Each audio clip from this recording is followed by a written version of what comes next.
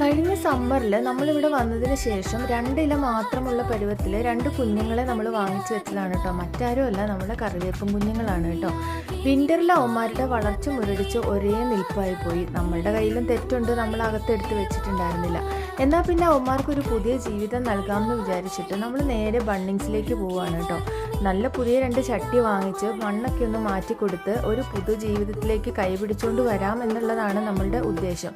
അങ്ങനെ മാറി മാറി എല്ലാ ചട്ടികളും എടുത്തു നോക്കുന്നുണ്ട്. പല രൂപത്തിലും വലിപ്പത്തിലും കളറിലും ഒക്കെയുള്ള പല പല ചട്ടികൾ ഉണ്ടെങ്കിലും നമ്മളുടെ ബഡ്ജറ്റിന് ഒതുങ്ങുന്നതും നമുക്ക് അത്യാവശ്യം നമ്മളുടെ വളരെ കുഞ്ഞ ബാൽക്കണിയിൽ വെക്കാൻ പറ്റിയതുമായിട്ടുള്ള ചട്ടികൾ തന്നെ വേണമല്ലോ. അപ്പോൾ അതുകൊണ്ട് എല്ലാം മാറി മാറി എടുത്തൊക്കെ നോക്കി ലാസ്റ്റ് ഈ 2 എണ്ണത്തിനെ സെലക്ട് ചെയ്തു.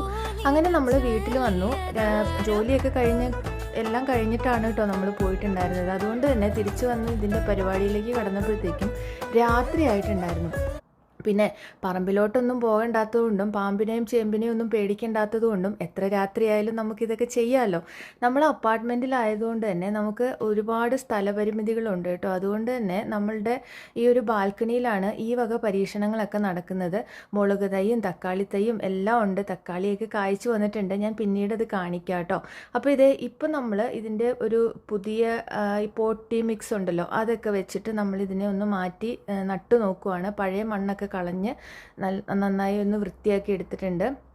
ഇവന്മാർ പുതിയ ജീവിതത്തിലേക്ക് തിരിച്ചു വരും എന്നുള്ള പ്രതീക്ഷയോട് കൂടിയിട്ടാണ് ഇത് ചെയ്തുകൊണ്ടിരിക്കുന്നത്.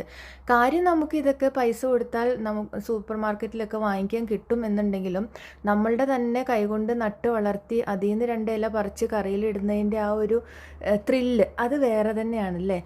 അപ്പോൾ ഈ സമ്മർ കഴിയുമ്പോഴത്തേക്കെങ്കിലും ഇവന്മാർ മര്യാദയ്ക്കാകും എന്നുള്ളൊരു പ്രതീക്ഷയിലാണ് കേട്ടോ ഞങ്ങൾ.